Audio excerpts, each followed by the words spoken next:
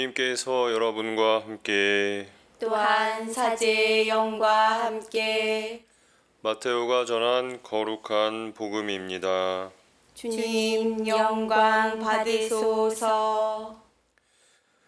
그때 제자들이 예수님께 다가와 왜 저 사람들에게 비유로 말씀하십니까? 하고 물었다.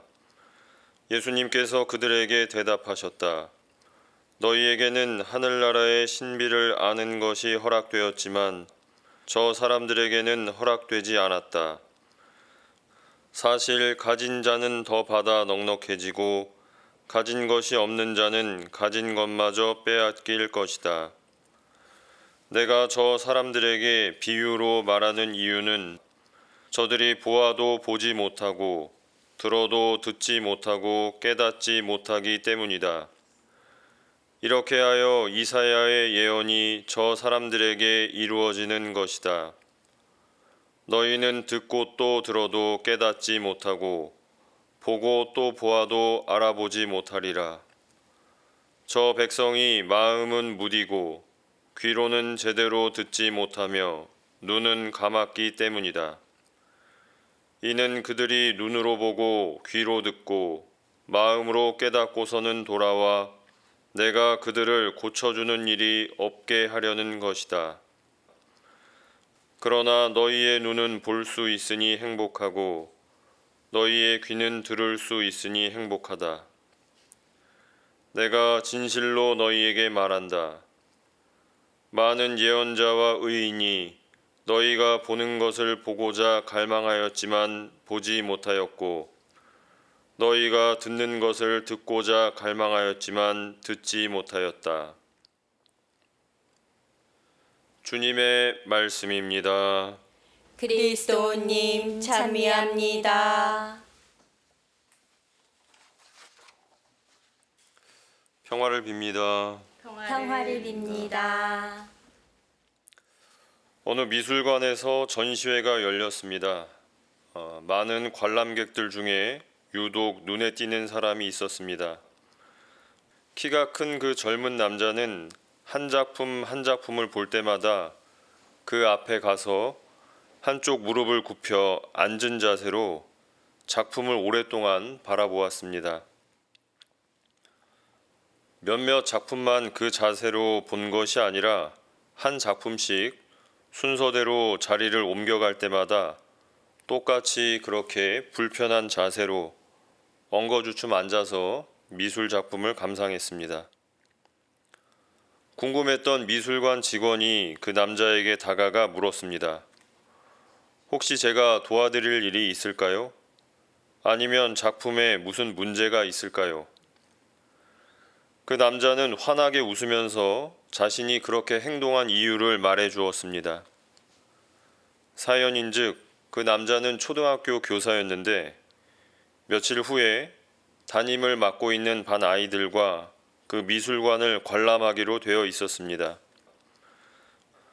아이들과 전시회 감상 수업을 진행하기 전에 아이들 눈높이에서는 그 미술관의 작품들이 어떻게 보일지 본인이 직접 아이들 입장이 되어서 그렇게 낮은 시선으로 작품들을 감상했던 것이죠.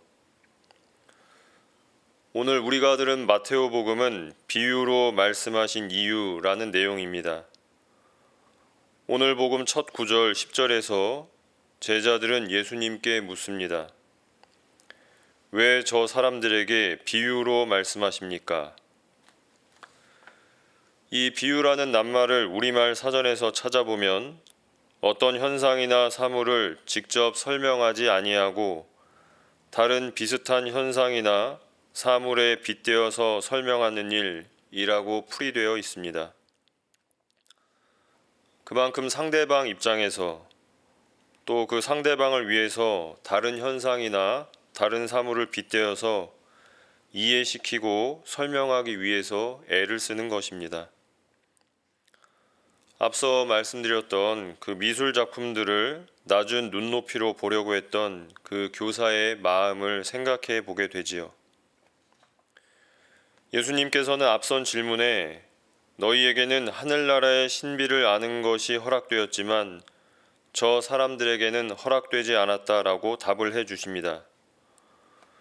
물론 이 말씀은 제자들만 알고 다른 사람들은 몰라야 한다는 뜻이 아닙니다.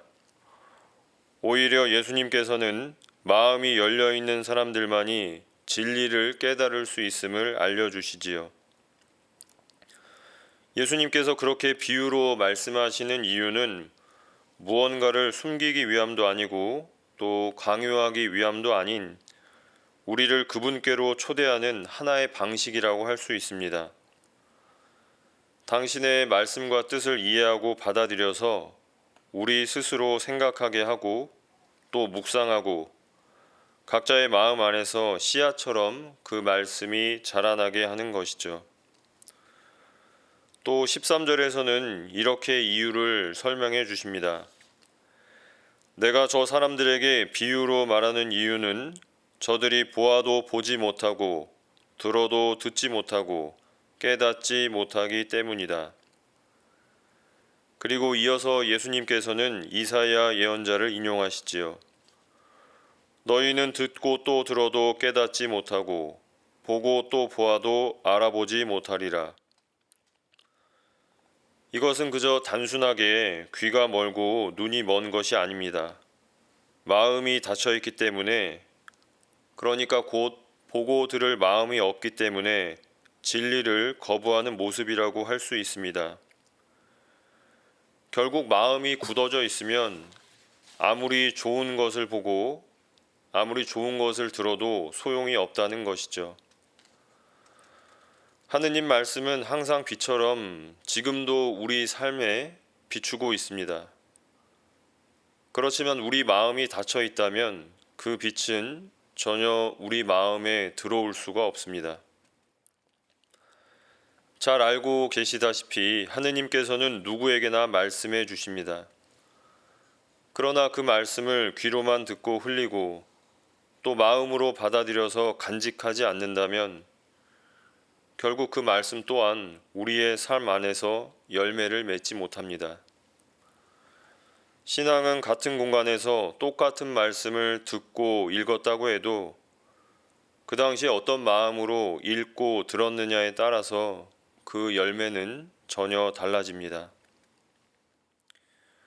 예수님께서는 너희의 눈은 볼 수 있으니 행복하고 너희의 귀는 들을 수 있으니 행복하다고 말씀하셨습니다.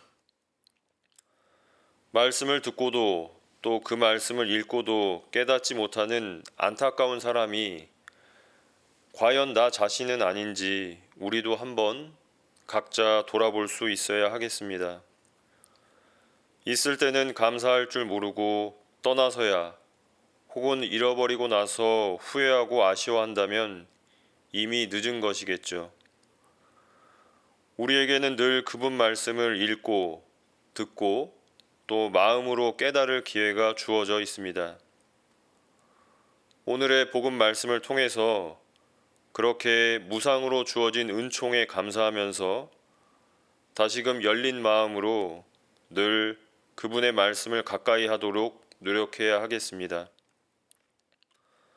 또한 그러한 과정 안에서 그분께서 원하시는 뜻이 무엇인지 찾고 직접 실천하려는 노력 또한 게을리 해서는 안 되겠습니다.